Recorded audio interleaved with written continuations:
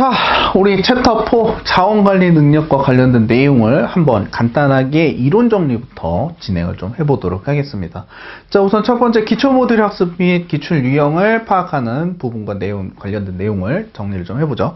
자, 우선 우리 자원관리 능력은 크게 4가지의 하위 능력으로 구분이 됩니다. 첫 번째 시간, 업무를 추진하는 데 있어서 필요한 자원들을 좀 정리를 해보면요. 첫 번째 시간과 관련된 자원, 자, 두 번째 업무를 처리하는 그 부분에 있어서 결국엔 기업에서 이 부분을 처리를 하는 거기 때문에 이 예산과 관련된 부분을 민감하게 반응할 수밖에 없죠. 예산 관리. 세 번째, 이 부분을 처리하는 대상이 중요하겠죠. 대상과 관련된 정보가 들어가야 되기 때문에 인적 자원 관리가 들어가야 됩니다. 인적 자원. 자, 그리고 마지막 우리 이 자원에서 활용되는 여러 가지 물품이나 비품, 소모되는 부분들이 존재하죠.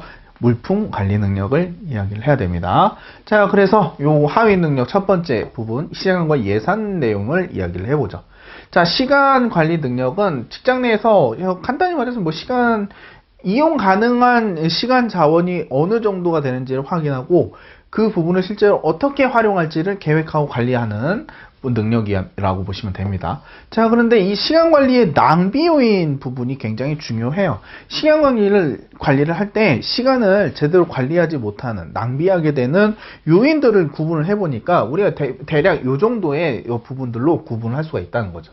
내용 보시면, 자, 우리 불명확한 목적, 자, 그리고 불완전한 정보, 우선순위가 없는 경우, 자, 그리고 계획이 없는 경우를 이야기를 들 수 있고요. 자, 그리고 여러 가지로 일을 한꺼번에 다루는 케이스도 문제가 될 수 있다는 겁니다. 자, 그리고 일을 끝내지 않고 그냥 남겨두는 형태의 부분도 시간을 낭비하는 요인이 되겠죠. 자, 그리고 여기에 성격적인 부분, 게으른 성격이라든지 느긋한 성격들도 시간 낭비를 하는데 결정적으로 작용을 하는 부분이라고 보시면 됩니다. 그 외에 나머지 요인들 역시 해당이 되는 부분. 이렇게 시간 낭비 요인들이 이렇게 제시가 되면 이거의 반대, 그러니까 이 시간 낭비를 하지 않으면 이거의 반대로 행동하면 되겠죠. 자, 그래서 그 시간 낭비의 반대 요인과 관련된 부분들 위한 방식을 기억을 해 주셔야 됩니다. 즉, 첫 번째 60대 40대 룰을 기억을 해 주셔야 돼요. 자, 60대 6대 4의 룰은 흔히, 자, 우리 어떤 일을 할 때 시간이라는 부분, 전체 시간이 이 정도, 예를 들어서 8시간이라는 시간이 주어지면 이 8시간의 시간을 가장 효율적으로 쓰기 위해서는 어떻게 해야 된다? 자신에게 주어진 시간 중에 이 8시간 중에 혹은 10시간 중에 60%를 계획된 행동을 해야 된다.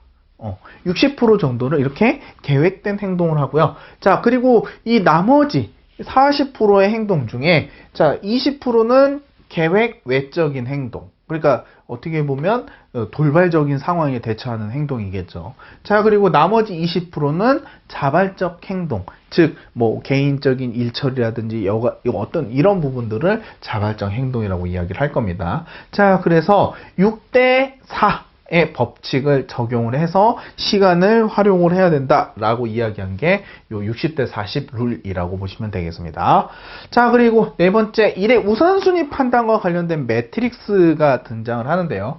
자, 일의 우선순위를 판단을 할 때 어떤 두 가지 요인을 가지고 판단을 해야 된다는 거죠. 첫 번째, 일의 긴급도입니다. 긴급하거나 하지 않거나.